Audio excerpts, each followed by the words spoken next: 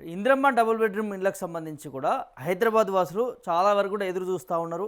ఎప్పుడెప్పుడు అప్లికేషన్ పెట్టుకుందాం అనే దాని మీద కూడా ఆలోచిస్తున్నారు కదా. నిన్న నుంచే స్టార్ట్ అయినట్టుంది. సో చాలా సాంకేతిక లోపాలు ఉన్నాయనేది తెలుస్తూ ఉంది ఈ అప్లికేషన్ ప్రాసెస్లో కూడా. ముఖ్యంగా ఒకటి ముందుకు తీసుకొస్తూ ఉన్నారు. ఇది చాలా ఇంపార్టెంట్, ప్రతి ఒక్కరు కూడా చూడాల్సిందే కోరుతా ఉన్నాను. ఏదైతే ఈ అప్లికేషన్ ప్రాసెస్లో మనకి ఆ డాక్యుమెంట్స్ ఏవైతే మనం సబ్మిట్ చేస్తూ ఉంటాం కదా, అందులో మన తల్లిదండ్రుల ఆధార్ కార్డులు కూడా ఇవ్వాలంటున్నారట. అంటే ఇక్కడ ఏం జరుగుతుందనంటే ఈ ఏరివేసే ప్రక్రియ ఒకటి ఉంటుంది కదా, స్క్రూటినీ చేస్తుంటారు కదా. సో దాంట్లో ఇప్పుడు ఎవరైతే అప్లికేషన్ దారుడు ఉన్నాడో తను అప్లికేషన్ చేసేటప్పుడు ఈ తల్లిదండ్రుల ఆధార్ కార్డు ఇవ్వడం వల్ల వారికి ఏదైనా గతంలో ఇందిరమ్మ ఇల్లు కానీ లేకపోతే కేసీఆర్ ఇచ్చినటువంటి డబుల్ బెడ్రూమ్ ఇల్లు కానీ ప్రభుత్వానికి సంబంధించినటువంటి లబ్ధి చేకూరేటటువంటి అంశం ఏదైనా ఉంటే వారికి ఇందిరమ్మ ఇల్లు వర్తించదట.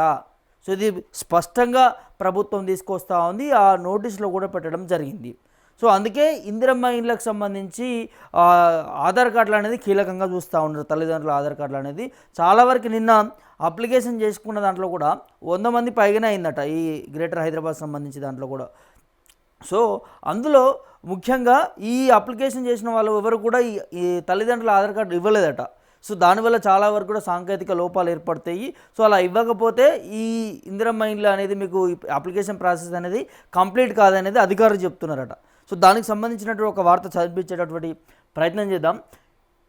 ఇల్లు కేటాయించాకే నిర్మాణం అనేది తెలుస్తుంది. దరఖాస్తుల పరిశీలన పూర్తి కాగానే కేటాయింపు. ఇందిరమ్మ ఎల్ఐజీ ఇళ్లకు సర్కారు కొత్త విధానం అనేది వినిపిస్తూ ఉన్నది. లబ్ధిదారుగా ఎంపిక కాగానే 1 లక్ష చెల్లించాలట మొదటగా. మిగిలిన 5 లక్షలు వాయిదా పద్ధతిలో చెల్లించాలి. యూడిఎఫ్ కింద ఒక్కో లబ్ధిదారులకు 17 నుంచి 22 గజాల స్థలం ఉచితంగా రిజిస్ట్రేషన్ చేస్తారట. సో 20 నుంచి 30 లక్షల విలువ చేసే స్థలం అని తెలుస్తున్నది. 10 అంతస్తులుగా ఓటర్లు, ఒక్కో ఫ్లోర్లో కూడా 12 ప్లాట్లు ఉంటాయట. సో 4 బ్లాక్లో కలిపి 480 ప్లాట్ల నిర్మాణం. ప్రతి బ్లాక్లో కూడా 2 మెట్ల మార్గాలు ఉంటాయట, 2 లిఫ్ట్లు ఏర్పాటు చేస్తారట. సో ఏడాదిలోపు నిర్మాణం పూర్తి చేయడమే లక్ష్యం పెట్టుకుంది. సో తొలి రోజు 115 దరఖాస్తులు వచ్చాయట. ఎల్ఐజీ ఇళ్ల దరఖాస్తులకు సాంకేతిక సమస్యలు ఉన్నాయి. సాయంత్రం 5 నుంచి దరఖాస్తుల స్వీకరణ అనేది వచ్చిందనేది తెలుస్తూ ఉన్నది. అయితే ఇక్కడ చూడొచ్చు ఒకసారి. పట్టణ ప్రాంత గృహ నిర్మాణ ప్రక్రియ కింద హైదరాబాద్లోని క్యూర్ పరిధిలో నిర్మించనున్న ఇందిరమ్మ ఎల్ఐజీ ఇండ్ల పథకంలో ప్రభుత్వం సరికొత్త విధానాన్ని అమలు చేయనున్నది. ఇండ్లు నిర్మించినటువంటి తర్వాత లబ్ధిదారులకు ఎంపిక చేయడం కాకుండా ముందుగానే లబ్ధిదారుల నుంచి ఎంపిక చేసి వారికి ఇళ్లను కేటాయించిన తర్వాతే నిర్మాణం చేపట్టనుంది. ఒకవేళ నిర్మించదయించినటువంటి ఇళ్ల కంటే ఎక్కువ దరఖాస్తులు వస్తాయి అన్నదాన్ని కూడా తర్వాత పేజీలో ఉంది, చదువుదాం ఒకసారి. అయితే ఒకసారి చూడొచ్చు. ఇక్కడ ఈ ఇళ్లకు సంబంధించి ఈ విధంగా ఉంటుందట. ఇందిరమ్మ ఇళ్లకు సంబంధించి 10 అంతస్తులట. 10 అంతస్తులలో 12 ఒక్కొక్క దాంట్లో కూడా 12 ప్లాట్లు ఉంటాయట. సింగిల్ బెడ్రూమ్ టైప్ ఉంటాయి, 12 ప్లాట్లు ఉంటాయి. సో ఇక్కడ అప్లికేషన్ ప్రాసెస్ సంబంధించి వచ్చేసరికి ఏం జరుగుతూ ఉంది అని అంటే, సో ఏ నియోజకవర్గంలో అప్లై చేసుకుంటారో ఆ నియోజకవర్గంలోకి వారికి అందులో పొందుపరచలేదట, ఆ సాఫ్ట్వేర్లో పొందుపరచలేదు. దానివల్ల చాలా సాంకేతిక సమస్యలు ఏర్పడినటువంటి పరిస్థితి కనిపించింది. సో ఒకేసారిగా నిన్న నుంచి దరఖాస్తులు స్టార్ట్ చేయడంతో చాలామంది వెళ్ళిరు. 10-11 గంటలకే స్టార్ట్ చేయాల్సినటువంటి ఈ దరఖాస్తులంతా కూడా ఈ వెబ్సైట్లు చాలా లేటుగా వచ్చిందట. సాయంత్రం 4-5 అయిందట. అప్పటి వరకు అయ్యేసరికి ఒక 115 వరకు కూడా అప్లికేషన్లు అనేది రావడం జరిగింది. సో ఇక్కడ ప్రధానంగా ఈ స్క్రూటినీ చేసే ప్రయత్నం జరుగుతుందని చెప్పుకోవచ్చు. ఏదైతే ఈ తల్లిదండ్రులకి ఆధార్ కార్డు దాన్ని ప్రధానంగా చూస్తూ ఉన్నారు.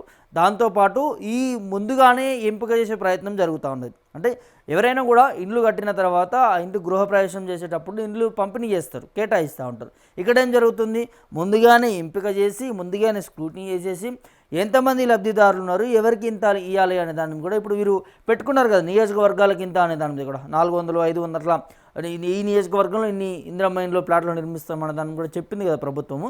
సో ఆ విధంగానే ముందుగానే ఈ ఎంపిక ప్రక్రియ పూర్తి చేసిన తర్వాత ఇండ్లు నిర్మాణం చేపడతారట. సో ఇది చాలా విచిత్రంగా అనిపిస్తూ ఉన్నది కదా. ఏం లేదు, ఇక్కడ ఏదో గురిడి కొట్టించడానికే జరుగుతుందనేది తెలుస్తున్నది. సో ఇక్కడ ఏం అవసరం అసలు, తల్లిదండ్రులు ఇప్పుడు అప్లికెంటు తను అప్లై చేసుకుంటాడు, తల్లిదండ్రుల ఆధార్ కార్డు అడుగుతున్నారు. అడగడానికి గల కారణాలు ఏంటి, వారికి వస్తే వీరు కట్ చేయడమే కదా. ఇప్పుడు కట్ చేయడానికి ఎందుకు కట్ చేస్తారు అట్లా? ఇప్పుడు 2 ఫ్యామిలీలు అయిపోతాయి. తల్లిదండ్రులు ఒక ఫ్యామిలీ, మ్యారేజ్ చేసుకున్న అమ్మాయి కానీ అబ్బాయి కానీ, ఆయన ఫ్యామిలీ ఆయనకు అయిపోతుంది. ఈయన రేషన్ కార్డు ఈయనకు ఉంటుంది, వాళ్ళ తల్లిదండ్రుల రేషన్ కార్డు తల్లిదండ్రులకు ఉంటుంది. మరి వాళ్ళకు వస్తాయి, వీళ్ళకి కట్ చేయడం ఎంతవరకు కరెక్టు? సో ఇట్లా ఏదో ఒక రూపంలో ఏరివేసే ప్రక్రియ అనేది కొనసాగుతున్నది. సో చాలామంది గందరగోళానికి గురవుతూ ఉన్నారు. అప్లికేషన్ చేసుకోవడానికి కూడా ముందుకు రావట్లేరట. 6 లక్షలు ఎవరు కడతారు, అది ముందే కట్టాలి, అది ఎలా నిర్మిస్తారో తెలియదు, ఎట్లా నిర్మిస్తారో తెలియదు. గతంలో కేసీఆర్ నిర్మించినవన్నీ కూడా 1 సంవత్సరం 2 సంవత్సరాల లోపలనే కూలిపోయిన పరిస్థితులు కనిపిస్తున్నాయి చాలా ప్రాంతాల్లో. మరి ఇవి ఎట్లా నిర్మిస్తారు అనే దానికి కూడా భయాందోళనకి ప్రజలు ఉన్నారు. చాలా తక్కువ మంది కూడా దీంట్లో అప్లికేషన్కి చూస్తున్నారు అనే దానికి కూడా వినిపిస్తూ ఉన్నది. కొన్ని ప్రతిపక్షాలు మిగతా పార్టీలు కూడా మాట్లాడుతూనే చూడొచ్చు. ఇందిరమ్మ ఇళ్లతో సర్కారు కొత్త నాటకం ఆడుతుందని దాన్ని కూడా జిహెచ్ఎంసీ ఎన్నికల నేపథ్యంలోనే అనే దాని మీద కూడా ఇందిరమ్మ ఇండ్లు ఒక కథనాన్ని ముందుకు పెట్టుకున్నారు. లక్షలాది మంది అర్హులుంటే 7,000 ప్లాట్లకే నోటిఫికేషన్లు అనే దానిని కూడా బీజేపీ నాయకులు ప్రశ్నిస్తూ ఉన్నారు. ఇందిరమ్మ ఇండ్ల పేరుతో దోపిడీ, గతంలో నిర్మించినటువంటి ఇండ్ల అర్హులకు ఇవ్వాలి అనే దాన్ని కూడా బీజేపీ రాష్ట్ర అధ్యక్షుడు రామచంద్రరావు. నిజంగా గతంలో కేసీఆర్ టైంలో చాలామందికి రాలేదు ఇల్లు. కేసీఆర్ టైంలో చాలామంది ఇల్లు రాక ఇప్పటికీ కూడా సంబంధిత అధికారులను కూడా కలుస్తూ ఉన్నారు. అయ్యో మాకు అలాట్మెంట్ వచ్చింది, మాకు ఇక్కడ పలానా దగ్గర వచ్చింది అని అంటున్నారు, మాకు ఇంతవరకు కూడా ఇల్లు కేటాయించలేదు అనే దాన్ని కూడా చాలామంది చూస్తున్నారు. అట్లాంటి వాళ్ళు చాలామంది బయటకు వస్తున్నారట, వచ్చి అడుగుతున్నారు. మరి వారికి కేటాయించకుండా ఇప్పుడు కొత్తగా మళ్ళీ ఇందిరమ్మ ఇల్లు ఇస్తున్నామని గొప్పలు చెప్పుకుంటూ పంపిణీ చేస్తున్నామని దాన్ని కూడా చెప్పుకుంటూ ముందుకు పోతున్నది ప్రభుత్వం తప్ప ఇందులో ఇచ్చేది లేదు, చేసేది లేదు. ఇవన్నీ కూడా కేవలం జిహెచ్ఎంసీ ఎన్నికల కోసం ఇదంతా కూడా చేస్తుందనేది బీజేపీ నాయకులు మాట్లాడుతున్నటువంటి నేపథ్యం కనిపిస్తూ ఉన్నది. సో ఏది ఏమైనప్పటికీ కూడా ఈ ఇళ్ళకు సంబంధించి కూడా ఇన్ని కొలికలు పెట్టాల్సిన అవసరం ఏమొచ్చింది? నిజంగా ప్రభుత్వానికి ఏదలుచుకున్నది అది కూడా ఫ్రీగా ఏమి ఇవ్వట్లేదు. ప్రభుత్వం ఫ్రీగా ఏమి ఇవ్వట్లేదు. 6 లక్షల వరకు కూడా తీసుకుంటుంది కదా డబ్బులు.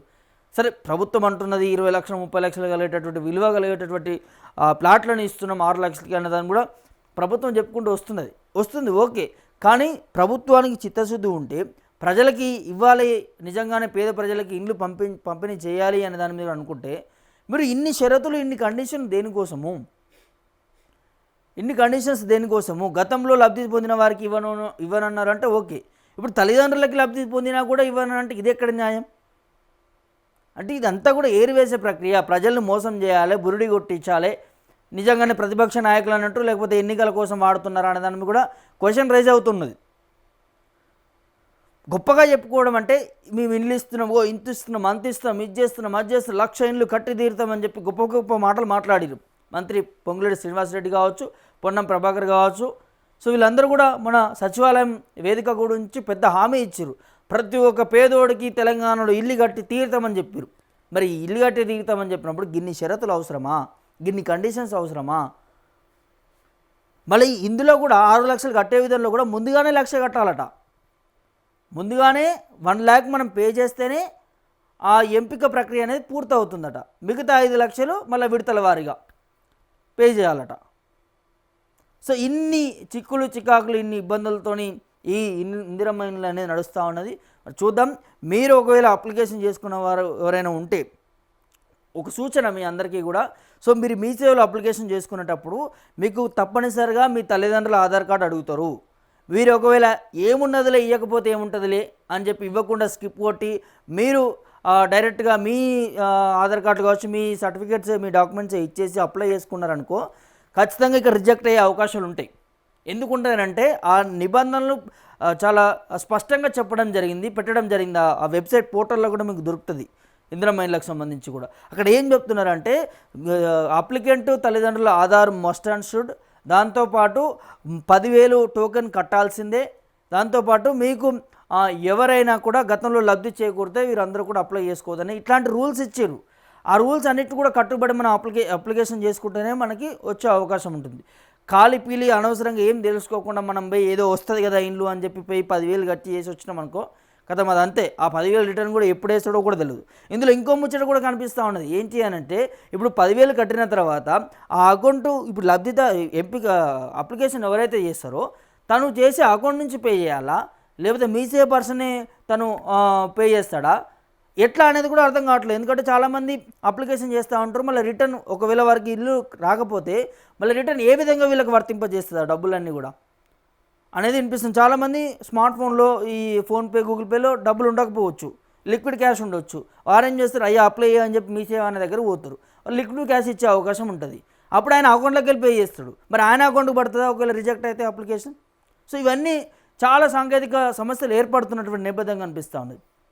అన్ని నియోజకవర్గాల్లో కూడా 16 నియోజకవర్గాలు ఉన్నాయి హైదరాబాద్లో వీళ్ళు ఇచ్చినటువంటి లిస్ట్ అంతా కూడా. మరి ఆ నియోజకవర్గంలోనే అప్లై చేసుకోవాలా?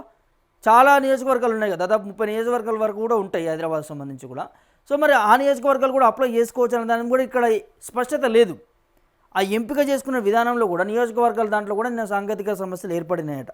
సో మరి అధికారులు కూడా దీని మీద ఒకసారి దృష్టి సాధించి ఈ సమస్యలు ఏవైతే వస్తూ ఉన్నాయో వాటిని క్యూరిఫై చేసే విధంగా రెక్టిఫై చేసి మళ్ళీ రాకుండా ఎవరైతే అప్లికేషన్ చేస్తారో వాళ్ళకి ఎలాంటి సమస్య లేకుండా దీన్ని ఏర్పాటు చేయాలన్న దాని మీద కూడా ప్రజల నుంచి పెద్ద ఎత్తున వినిపిస్తూ ఉన్నది. సో మరి దీనికి సంబంధించి డబుల్ బెడ్రూమ్కి సంబంధించి కూడా చాలా వరకు కూడా నెగిటివిటీ ఏర్పడుతున్న పరిస్థితి కనిపిస్తూ ఉన్నది. ఈ ఇందిరమ్మ ఇండ్లు ముందుగా ఎంపిక చేసుడేంది? ఎవరైనా ఇండ్లు ముందు ఇచ్చి తర్వాత గృహప్రవేశం ముందు చేసే ముందు ఎంపిక చేస్తారు.